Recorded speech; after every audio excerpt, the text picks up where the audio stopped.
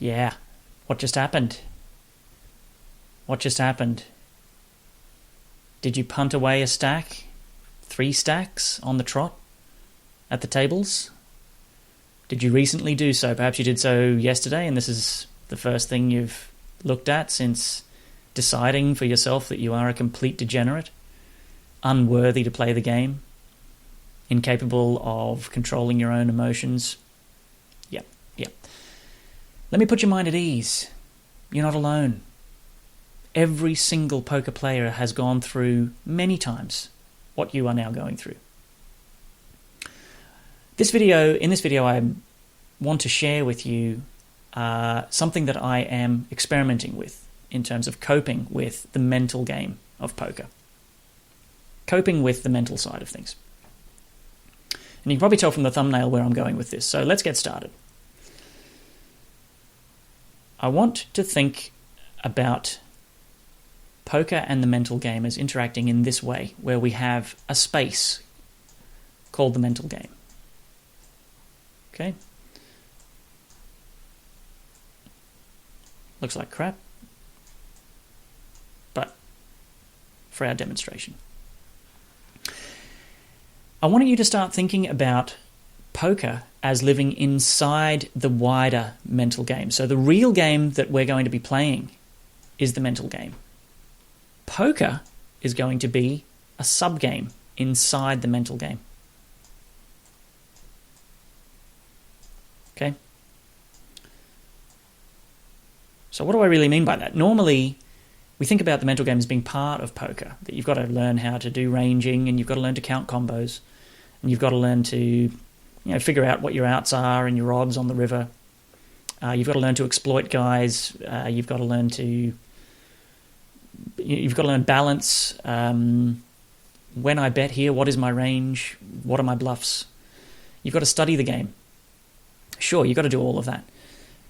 And by the way, you need to have a strong mental game. You need to be able to cope with the variance in poker. Well, in my experience, that doesn't cut it. That doesn't cut it. And the reason being that my mental game, is shit.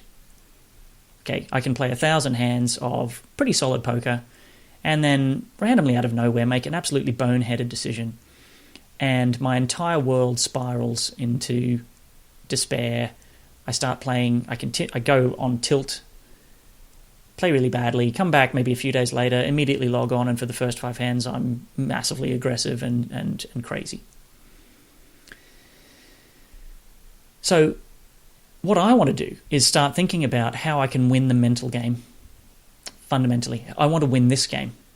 And then we'll look over at our poker and see how that's going as a sideshow. Okay? So inside our mental state of mind, when we're thinking about the game or when we're playing it in general, there's a more important component inside this. And if we think of this maybe as a cell, imagine the mental game is the cell and the poker is this mitochondria. For those of you maybe done biology or whatever, not that I have, but anyway, and I'm probably massively using the wrong terminology. But a much more important part of your mental well-being is your sense of self-worth, right? So I'll try and write this quickly. And inside your mental state, there's also all this other stuff, like there's your relationships. How's your relationship with your wife or partner going? With your work colleagues, whatever. And there are various messages being sent out from each of these parts of the cell, right? Your sense of self-worth will send out little proteins, and your relationship management system inside your mental game will, or your mental state of mind more broadly, will pick those up, and there's an interaction here. So I want to talk about the interaction between the poker mitochondria and the rest of your mental well-being. When you play poker and things go badly, what the poker mitochondria will do is it will send out proteins and signals, and there are 2 kinds when things go pear-shaped. The lesser and less dangerous kind are the bad beat mitochondria. So let's colour them in, not mitochondria, sorry, but proteins, right? These little proteins in orange are these shitty, annoying signals that come out from poker that say, I played really, really well this session, and this fucking dickhead called me on the river with fourth pair. I turned my cards face up on the turn, I had 90% equity, and the guy sucked out. It's a bad beat, right? Those bad beats show up as proteins and come into our mental state of mind, right? Now, most of us, if we're an intermediate player, which I consider myself to be, we've already developed fairly good antibodies, right? We expect this to happen. We expect bad beats to happen, and when they do, we're like, okay, or most of the time, we can take it on the chin, right? We can take it on the chin because we have the mental capability, the antibodies inside the cell already set to go, set to attack those amber proteins when they come out. The more insidious version of the signal that the poker mitochondria can send out is when you make a royal cock-up. When you call the guy because he can't possibly have it this time, even though when you go back over the hand, he 3-bet pre, you messed up. You never should have called that river. You've just stacked off. You've completely, completely cocked up, right? And the mitochondria sends out a signal saying, I suck at poker. Each of these little red dots, when it comes out, is saying that. Now, in my case, I've played the game off and on for 20 years. I don't have any green rectangles, or let's call them blue rectangles, in my mental game cell to defend against these. Okay?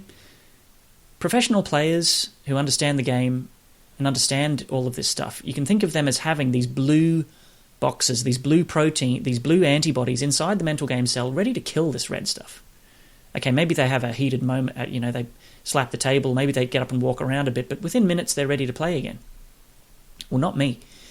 I don't have any antibodies, and so what happens is they multiply, they spread through and begin to infect other parts of the cell. In particular, say, this part of my self-worth. Okay? It doesn't make me suicidal or anything. It doesn't completely take over my life. But in funny little ways, there have been times in the past where, I've actually maybe snapped at the kids or my wife as a result of something that happened in the world of poker, which means that these little traces are finding their way in to other parts of my life, which is completely unacceptable. Completely unacceptable. For the purposes of what we're talking about, though, of course, there is an intrinsic link when we sit down to the poker table between our self-worth. Our self-worth is constantly, there's an open channel here. Self-worth is telling us, you can play poker. You're a smart man, you're a smart woman, you can play poker. You can be profitable.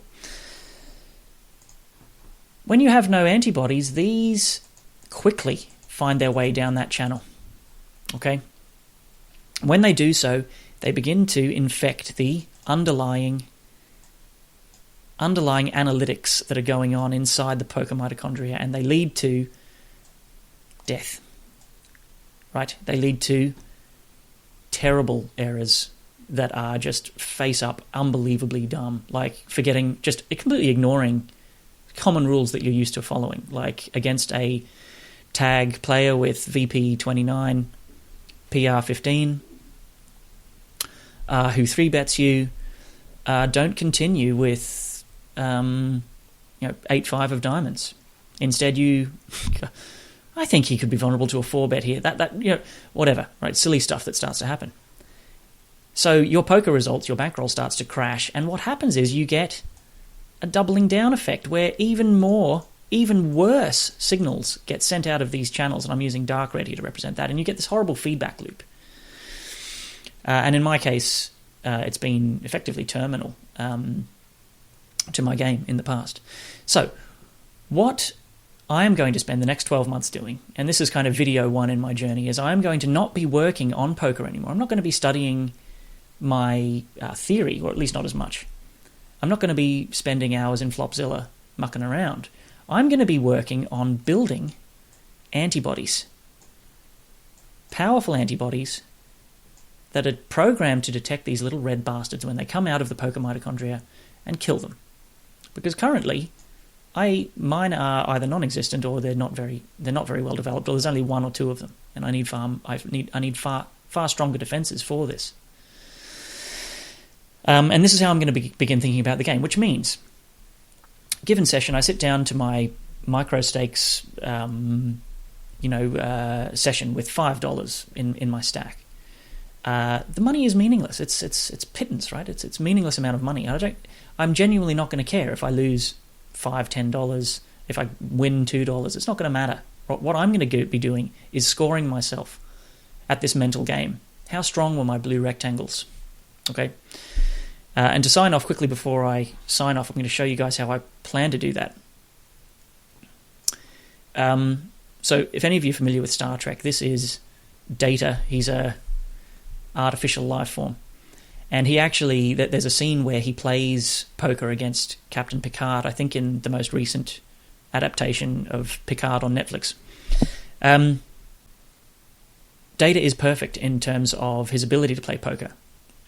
He has a GTO solver inside his head. He's unexploitable at the table, which is fine. That's all well and good. But more importantly, he doesn't suffer from the red proteins coming out of the poker mitochondria. He doesn't even need any blue rectangles. He approaches poker in the same memoryless way that we all should, in the sense that the fact that the last hand sucked has no bearing on my ability as a poker player. It has no bearing on the likelihood of me winning or losing the next hand. Even if I have 3 horrendous things happen in a row, none of that has any bearing on what's going to happen in the next hand. And so, if you like, we can think of him as a paragon, someone to aspire to when we are trying to develop our mental game, as well as, I suppose, our actual poker game. So on top of that, I've got here a series of questions that I'm planning to ask myself before I sit down, and I won't go through them all in detail. They are designed for me. As you can see, one of them there relates to the fact I've got little kids and a puppy in the background, and so on. But the idea being that at the end of every session, I'm going to give myself a score based on how well I accepted the results of that session. So if it was a blistering session where I just kicked ass, then I'm going to give myself maybe 2 out of 2 or 3 out of 3. Like, I didn't lose my head, but there wasn't an opportunity to lose my head. When I suffer a really bad beat, or when I make an egregious mistake, because I'll continue to make terrible mistakes. I'll continue to get angry. When that happens, I'll be giving myself a score out of 10. How well did I cope? Did I rage quit? Rage quitting isn't necessarily a terrible thing when you're trying to learn how to cope with the mental game. But Data, when we eventually become Data, eventually he just reloads as if it didn't happen.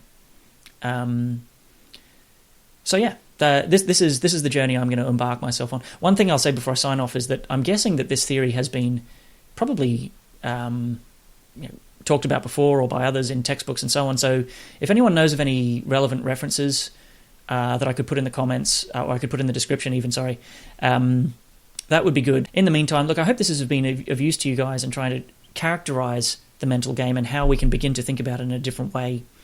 So good luck on the tables, and I'll see you again soon.